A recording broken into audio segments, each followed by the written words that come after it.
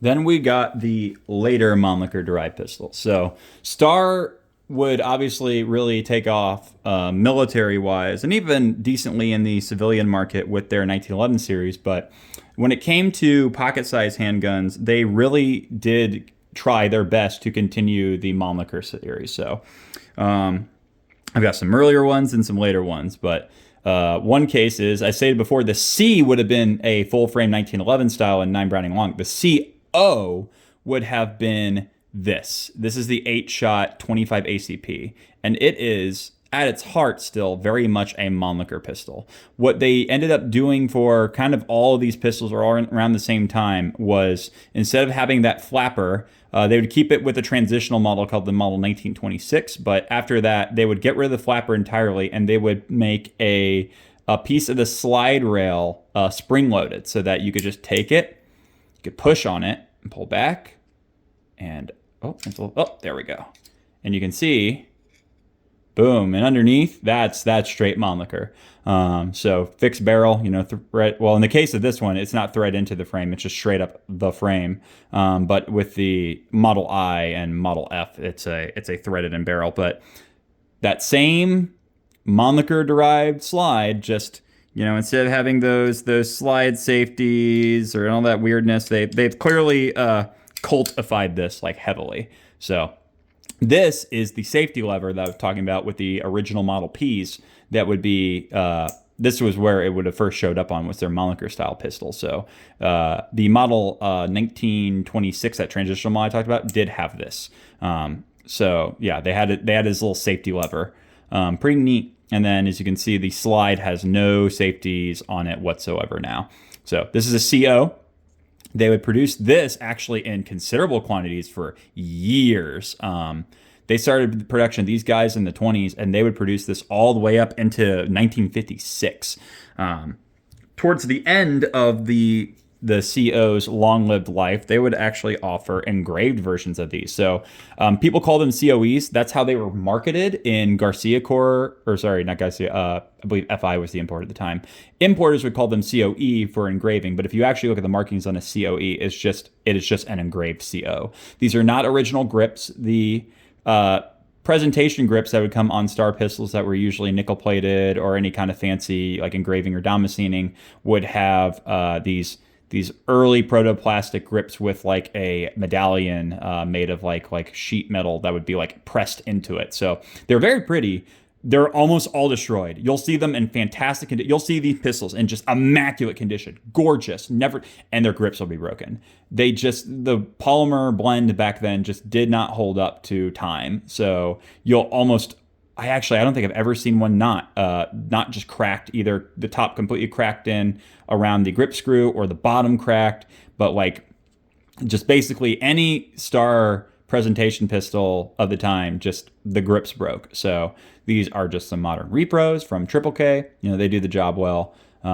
It's important to know that the CO, the only change they made to this overproduction was the change in the location of the magazine disconnect. And that is an issue with getting grips for these, because the grips will often be the wrong pattern for your pistol. So you can barely see it in there. There's a little indent. So the later pistols produced in the 40s into the 50s, they have a disconnect that's built into the trigger bar. So it kind of goes in and it like curves around like this. So the cut in the grip is here.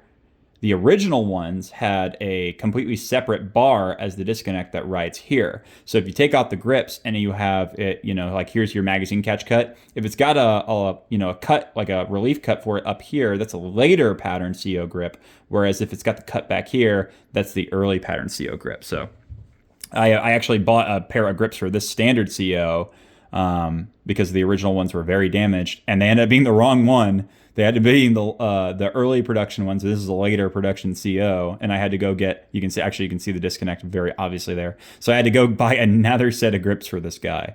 Yeah, it's very frustrating. You could easily modify and cut them, and the later production grips.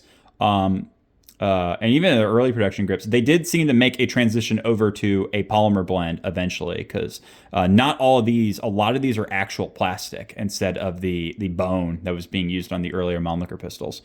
So very interesting. But yeah, they did eventually make a transition to proper plastic, and that was clearly seen with the CO. So you'll see early CO grips that are bone, early CO grips that are plastic, late pattern CO grips that are all plastic. And yeah, lots of variation in the grips, and just because of that one little tiny change in the magazine disc, or not the magazine, the semi-auto disconnect.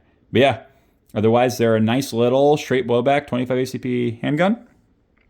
They would eventually update this with the same kinds of frame updates, and they would add a hammer safety with the CU and the CK. The CU and the CK are basically the same pistol. It's just differences of, like, I think, I forget which one. One of them has a top-mounted extractor. One of them has a side-mounted extractor for, so instead of going straight up and potentially hitting you in the head with the brass, it goes out to the right.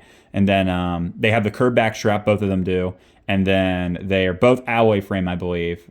I don't think one's steel and I think they're both alloy. But they have just slight internal changes for production. So CU and CK, fundamentally the same pistol. I believe they take the exact same magazines. They both don't take CO magazines because, as stated before with the grip changes, they have the wide base plate. So I've never tried using a CK or CU magazine in this, though. So maybe, I don't know.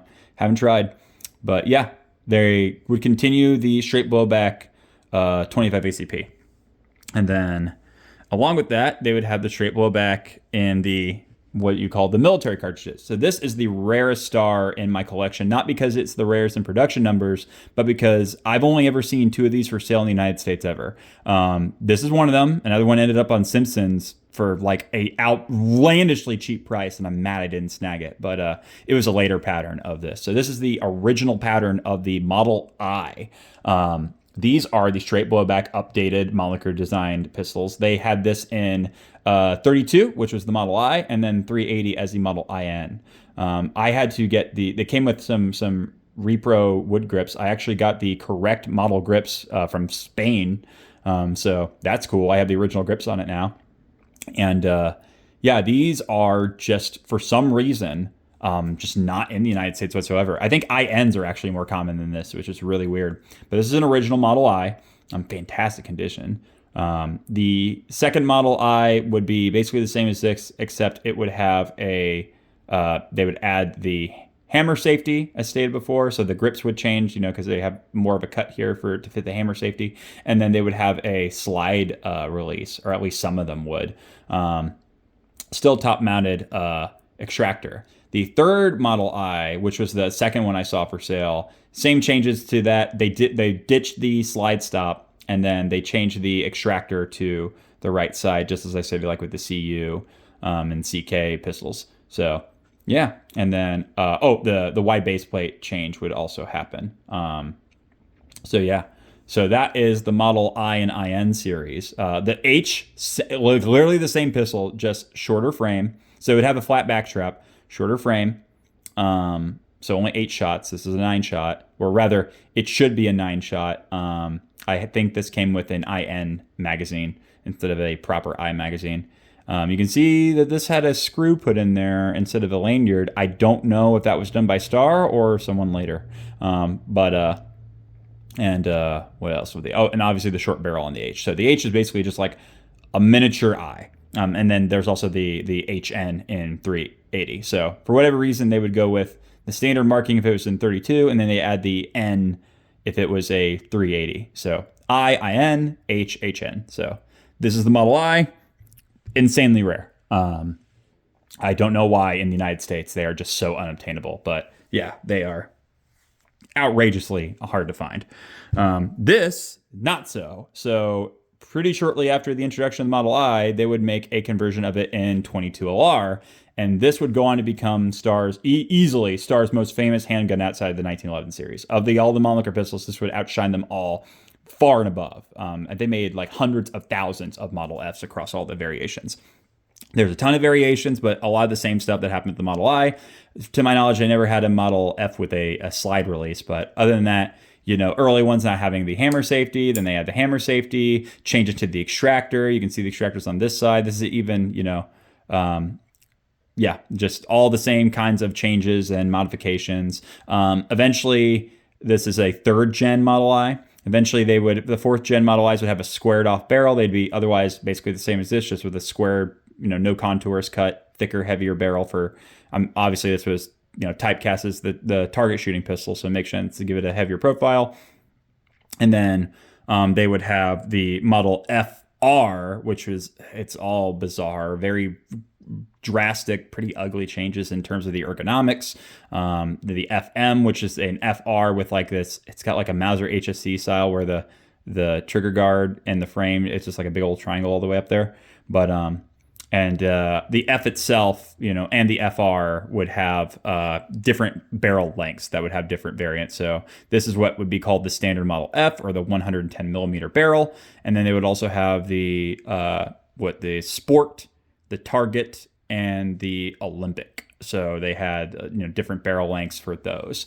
Some of these were in 22 short only. Most of them were in 22 LR. But yeah, the Model F, the target shooting darling of Star. There's tons of variations of it. There's tons of slight, minute changes between the models. You can tell you have a model 3rd gen if it's got this relief cut, but there's no pin here. If there's a pin back here, right underneath the rear sight, to retain the firing pin, that's a 2nd gen Model F. And then the original Model Fs, the 1st gen, don't have this hammer safety. And then the 4th gen, like I said, squared off barrel. And then the FRs are their own thing. So yeah, they had produced this, from the 20s all the way into the 70s, from what I can tell. It might even be later than that. So the F was very, very popular. They had all sorts of different whiz-bang versions of it. If you want a historic target pistol, it's not a bad option. And I will warn you, the grip shrinkage, although not as brutal as the presentation grips where like all of them are cracked, a lot of these get cracked over time because of the polymer blend. This is a much later, 3rd gen. So I think they got the polymer blend a lot better. So I think, that's why these grips are in nice shape. I haven't had to replace them, but you can even still see there's still some warping. Yeah, so be prepared to maybe have to get new production grips on your Model F. And then for some reason, I've seen a lot of Model Fs. This had to be an importation thing post GCA, but I don't think Star did this. I think another company did this, but there's some that they got like this weird screwball safety like mechanism, like firing pin block. Like they waller out a section back here and it's like a knurled thing. I can't find anything in the Star book on why that was done other than like just a random importer decided to be like extra GCA compliant, but whatever. So yeah, if your Model F has that weird dingus in the back here, the weird firing pin safety, I think that is non-factory. I think that was done by an importer. I don't know if it was Garcia. I don't know if it was FI. I don't know. But yeah, that does not appear to be an original modification to these pistols. So yeah, the Model F.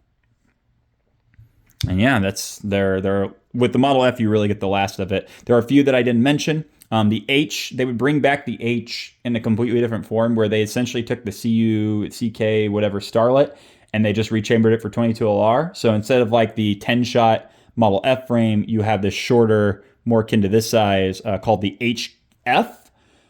They would make some internal modifications to it, and then it would be the HK. So the HK Lancer and the HF are 22LR rather than 25 ACP, but they are functionally basically just 22LR, like Starlets.